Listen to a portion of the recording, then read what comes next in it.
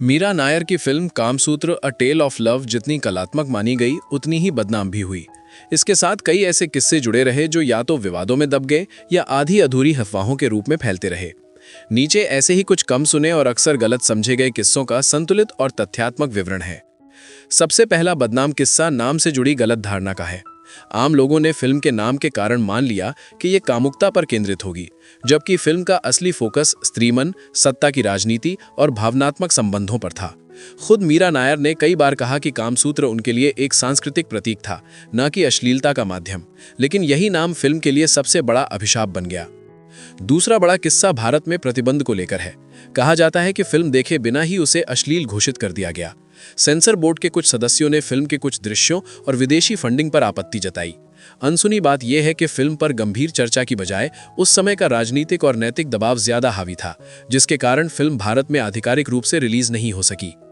तीसरा विवाद अभिनेत्रियों की छवि से जुड़ा रहा। इंदिरा वर्मा और सरिता चौधरी को फिल्म के बाद लंबे समय तक बोल्ड या कंट्रोवर्शियल टैग झेलना पड़ा। अफवाहें यहां तक फैली कि उन्हें भारतीय सिनेमा में काम मिलना मुश्किल हो गया, जबकि सच्चाई ये है कि दोनों ने अंतर्राष्ट्रीय सिनेमा और थिएटर में मजबूत करियर बनाया। बदनामी ज्यादा मीडिया की बनाई हुई थी, कलाकारों की वास्तविक जिंदगी उससे अलग थी। एक अनसुना किस्सा शूटिंग के माहौल को लेकर भी है। बाहर यह धारणा बनाई गई कि सेट पर सब कुछ उत्तेजक और असहज था, जबकि कलाकारों के अनुसार माहौल बेहद पेशेवर था।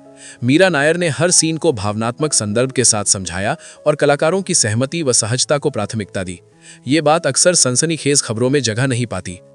फिल्म के विदेशी प्रदर्शन को लेकर भी एक बदनाम किस्सा फैला कि पश्चिमी दर्शकों को एक्सोटिक इंडिया दिखाने के लिए फिल्म बनाई गई, लेकिन कई अंतर्राष्ट्रीय समीक्षकों ने इसे स्त्री केंद्रित कहानी और सत्ता संरचना की आलोचना के रूप में देखा।